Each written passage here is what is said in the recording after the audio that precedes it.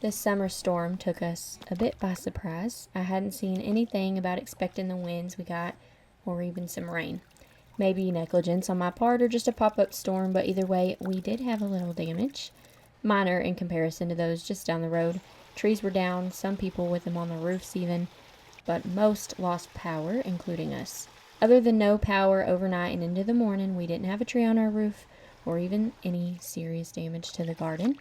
A few flowers were knocked down, and the storm did end some of the other plants that the heat was starting to get to anyway, but for that, I'm grateful. There is nothing like a strong summer storm to remind you of the season you are in and that it is not quite fall. Anytime I am given the chance to take my camera around the property to capture the change in scenery, I jump at it. I love to capture our farm all throughout the year, and while I don't do it justice with my photos and videos, it helps us to look back and see the beauty that is coming our way with each change in season. Let's go have a look around the place after a storm. A rain left there for me, not you. Look at this one. This doesn't have a rope in it. Catch. Oh, you have to get out of the water.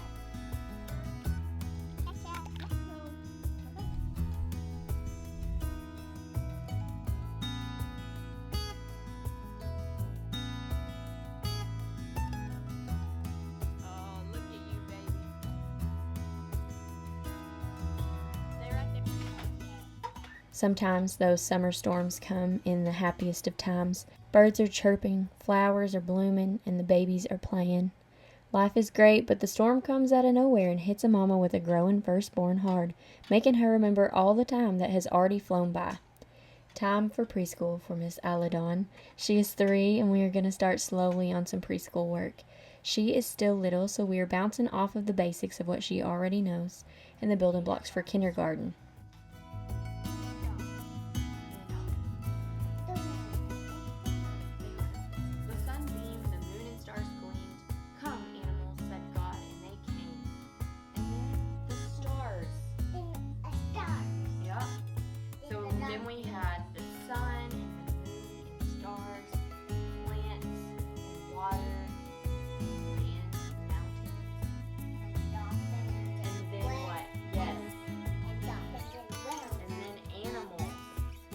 What came after the animals? People. So, but what letter is it? A. Good job. Okay, so can you trace this right here? Yeah. Can you trace that A? Do it on your own. Start at the bottom. Well, actually, you start here. You start at the top and you come down this line. Good. Now start at the top and go down that line. It's okay. It is. Good. And then cross them both. Good job. Here, you gotta lean off of it, baby. Okay. Can I help you? Okay, so you go top line to the bottom. Top line to the bottom, and then cross them.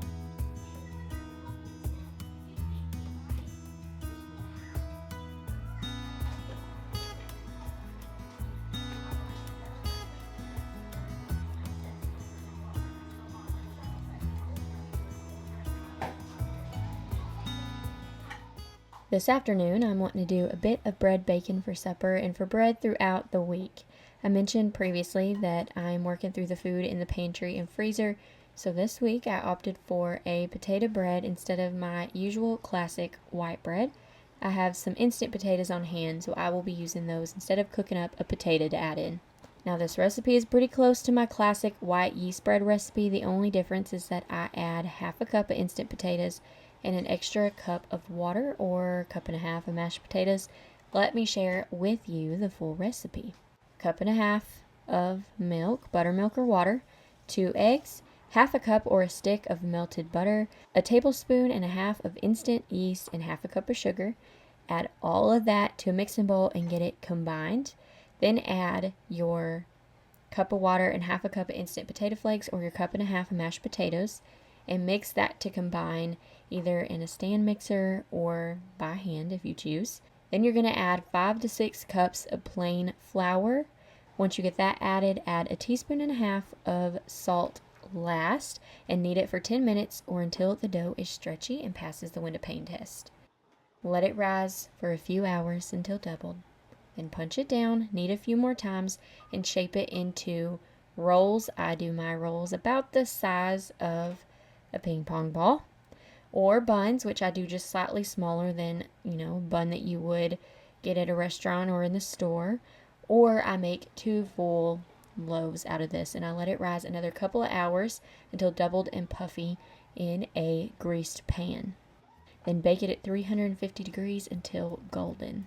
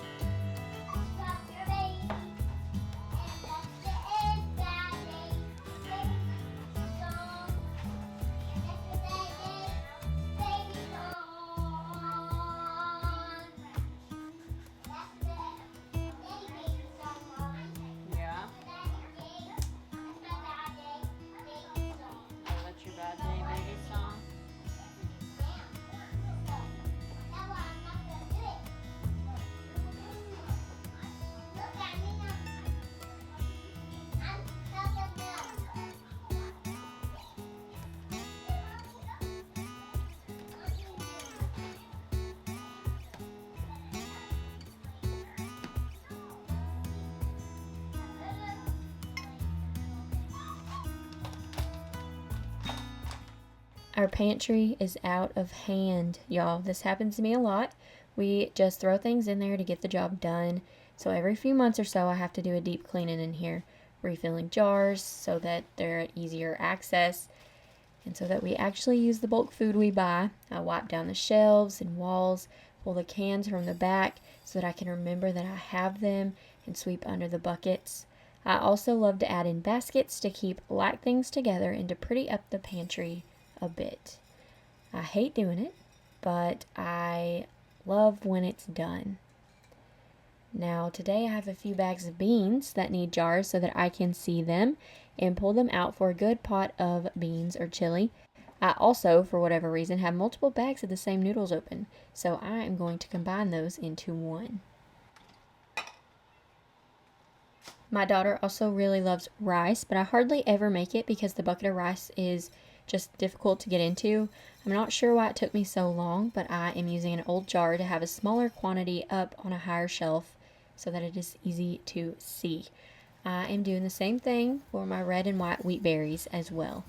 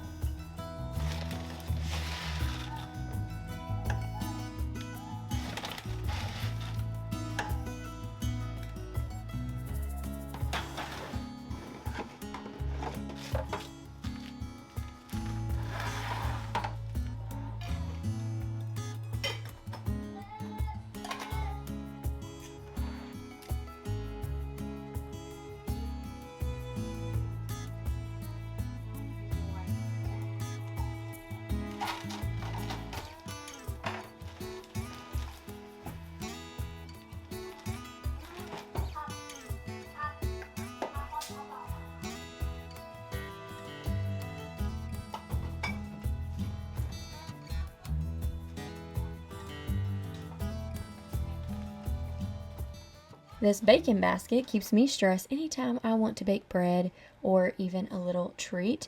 I like to keep things like yeast, baking powder, baking soda, chocolate chips, extracts, different baking items in this large basket to keep things organized. But I had some things that were not any good, things that we never reach for in here, so out they go to better organize for the things I reach for all the time.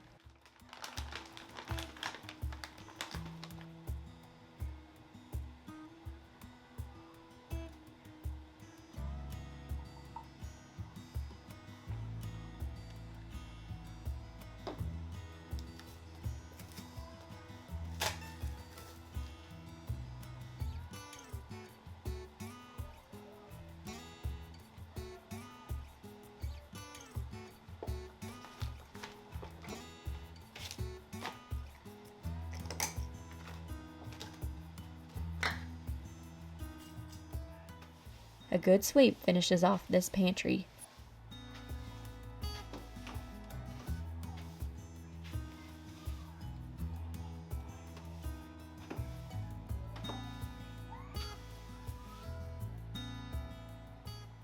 Let's make some supper. This is probably the supper I make the most. A lot of times I'm showing fun desserts or a pot pie or a casserole, more elaborate meals. But if I'm being completely honest, this is not how we eat the majority of the time. During the week, we enjoy simpler and lighter meals of a protein of some kind, fresh veggies, sometimes potatoes or rice or a slice of homemade bread. I love the relief of just throwing some vegetables and meat into a pan and letting it bake. Another easy side to add is a pot of beans. Throw your beans and water, maybe a ham hock or a slice of bacon, into your slow cooker in the morning and let it cook all day for an easy and hearty side that adds extra protein to your meal. For today's, I'm adding some cubed pork chops, onion, and potatoes. We ate this with a pot of beans and some yeast rolls, and this is even a more elaborate version of this meal with the fresh rolls. To me, this is the definition of a simple country supper.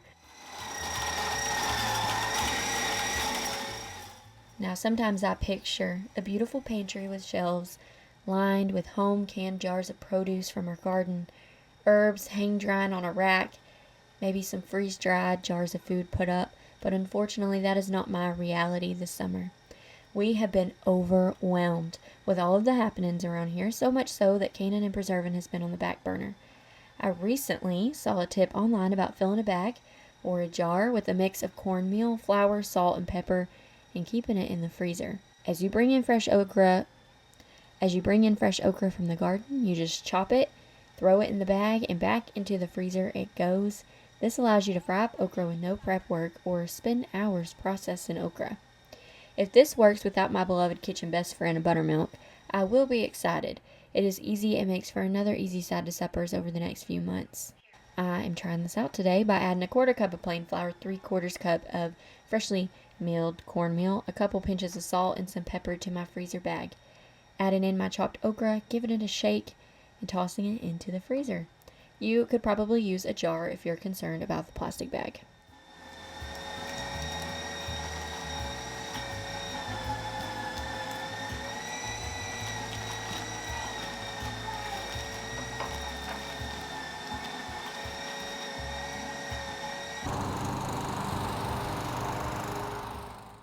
Do y'all see this weedy overgrown garden?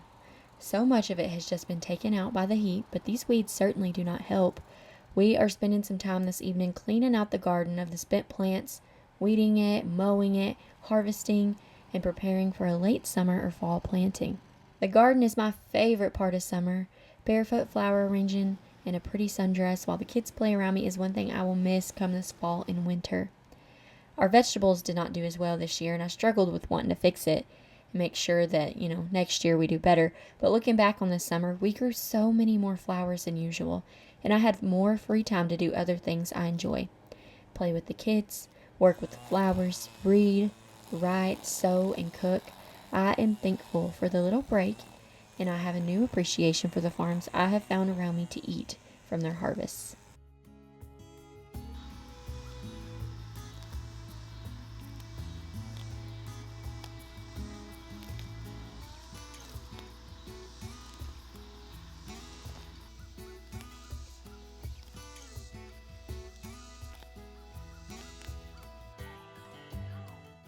While we did not have any large tomato harvests, I did have a few to pick here and there, and we still have some plants gearing up to produce. One thing I found in our freezer during this clean out though were some frozen tomatoes from last year. I froze every tomato after washing, coring, and scoring the bottom. When these thaw, it makes for easy peeling. I don't always peel them, but I do prefer it when I do. For this spaghetti sauce, I am just draining the thawed tomatoes, putting them in my slow cooker with the fresh tomatoes, 1 bell pepper, some basil, all from the garden, and half an onion. I let this cook down for a while, blend it up, and continue to let it cook. Now that it has reduced quite a bit, I'm straining through a fine mesh strainer to get any larger seeds or pieces of skin. I will soon be investing in a food mill for this because this takes a while and doesn't give me the exact results I love, but it is something I'm continuing to work on to make a delicious spaghetti sauce.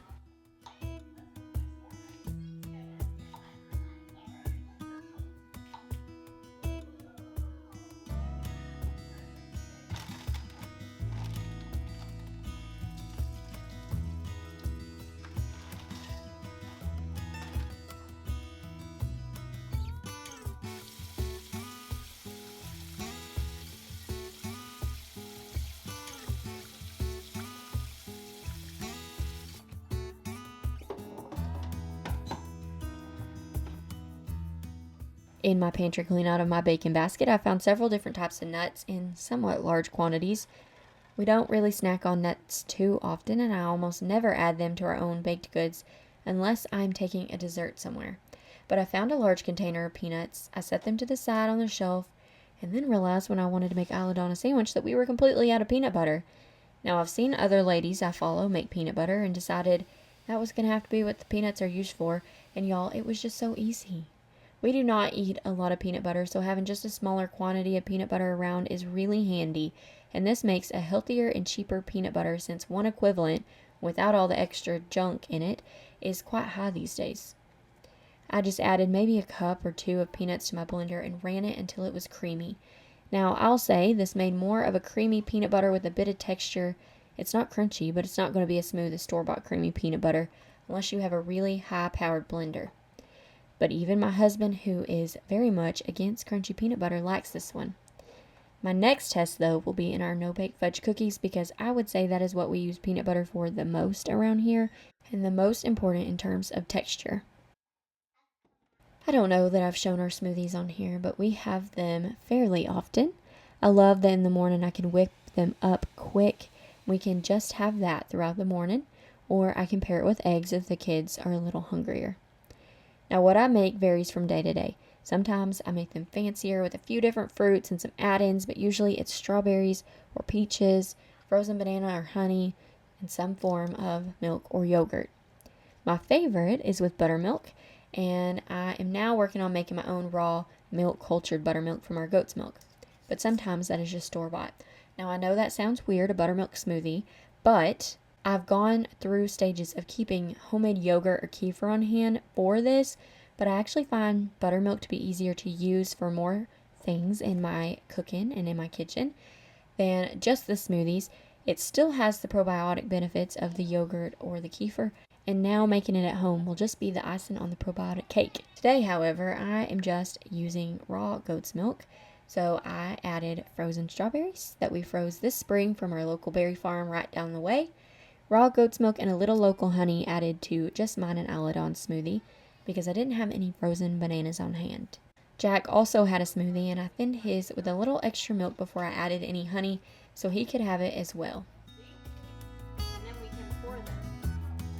Hang on, wait, we gotta make chocolate fudge cookies. We're gonna try out a new popsicle mold. I had a neighbor friend bring me one that is smaller, and we already have it filled, but Isladon can plow through smaller ones really fast, so I went ahead and ordered some bigger ones too so we can have some smaller and some larger. I like to freeze our leftover smoothie into popsicles because it keeps the smoothie from sitting in the fridge where likely no one will touch it, but it also makes a fun treat for these really hot summer days. Today, though, we have an instant pudding mix packet in the pantry, and I want to get that used up. Now, I'm definitely more of a homemade custard pudding person. I like it the old-fashioned way, and the taste is way different, but we have this packet, and I have seen where people are making the fudgesicles like at the store. I'm a sucker for a good fudgesicle, y'all. So Aladon and I are going to mix this up with some milk. We did 3 cups, not just 2 cups like the package says, and pour it into the popsicle mold as well. I'm throwing these into the freezer for an evening treat later tonight.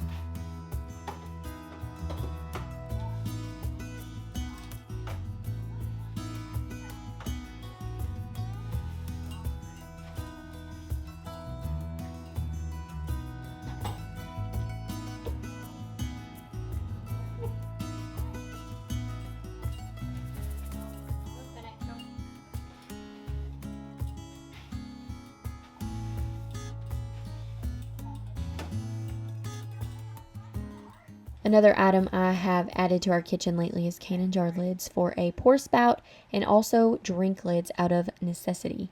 Having our own milk animals means we have lots of jars in the fridge. I don't mind pouring out of them so much, but they can be messy, and my husband does not like it. So instead of buying pitchers that I'll have to store separately and empty jars into, creating more dishes, I just ordered 2 different types of lids for cannon jars that have pour spouts. We use our cannon jars for everything. I milk into them. We drink out of them as our daily cups. We use them for food storage, fermenting, leftover food containers, flower vases, painting cups, for actually canning. You name it. You just cannot beat the cannon jar for an all-purpose item in your house. I got a metal lid and a plastic lid that I'm giving a try here, so I'm emptying all my smaller jars into one half-gallon jar.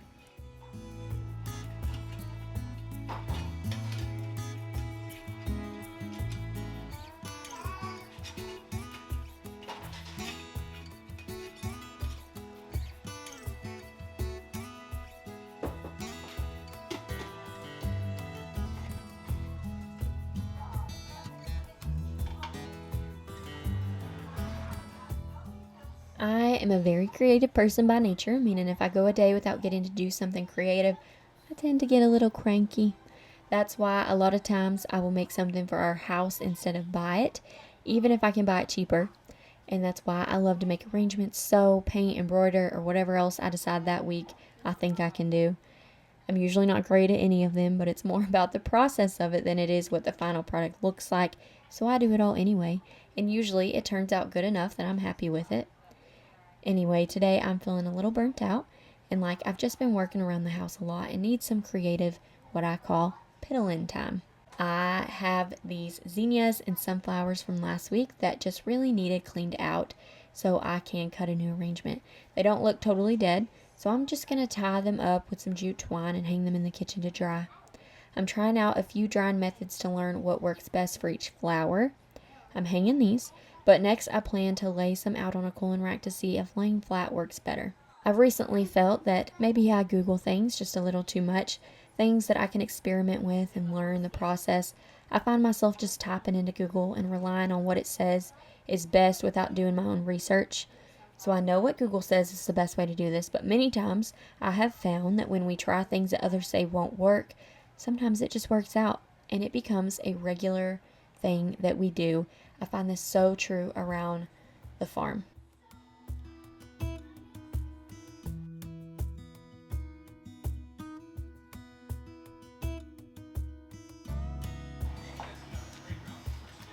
For the sausage meatballs, I'm adding a pound of sausage to a bowl with a 1/4 cup of flour, 1 egg, and salt and pepper. Sometimes I like to add herbs or cheese, but tonight we are just keeping this very simple. I am baking these on 400 degrees until crispy on the outside and 165 degrees on the inside. Using up noodles from the pantry, topping with my homemade sauce, a few meatballs, and some fresh basil, this makes for a delicious and easy supper.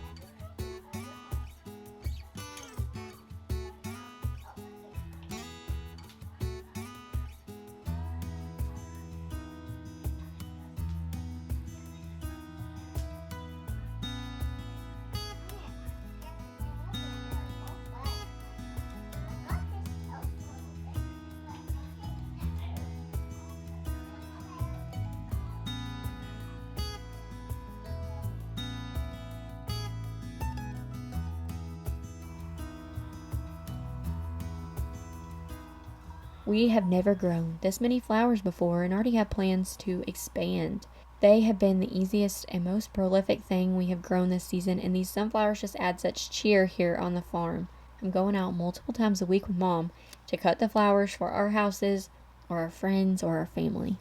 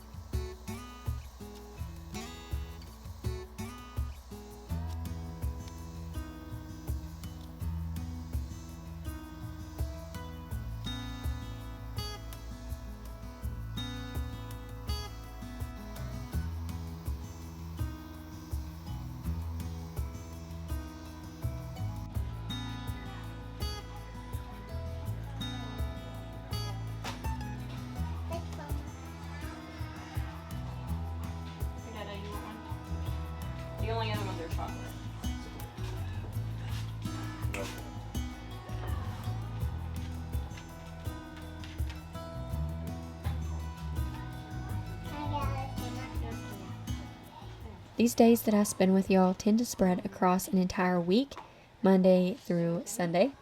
I just record my favorite and most exciting moments of our week to share, so y'all have joined me for several suppers and breakfasts already. But this is probably my favorite breakfast currently. My mom used to make cream of wheat when I was a kid all the time. It's one of those nostalgic meals for me.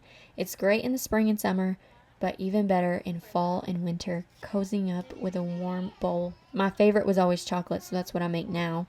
I have made this with coarsely milled wheat berries, but since I have so many oats, I wanted to see how it did with the oats. I milled my oats finely in my grain mill, and I just have to say, I very much prefer it with oats, and everyone in my family can eat this now since it's not actually wheat based. This tastes just like the box stuff, but it's without the fillers. Now there's still sugar in this, but if you are worried about the sugar, you could substitute it for whatever sweetener you like. It just may take on a little bit of a different flavor. Here is how I make mine. I like to add a 1/4 cup of cocoa powder, 1/2 cup of sugar, a 1/4 teaspoon of salt into a pan and combine those, mix them together.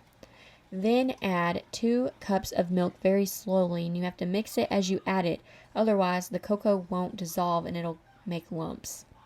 Once you get all of your milk added and it's nice and smooth, you add in a 1/4 cup of butter and you heat that to a simmer. Then add in your oats. You want to stir constantly to avoid the lumps. It's going to thicken up fast, so only cook it a few minutes and then remove it from heat. I like to serve this sometimes just plain, as is, and sometimes I like to add a little bit of cream over the top.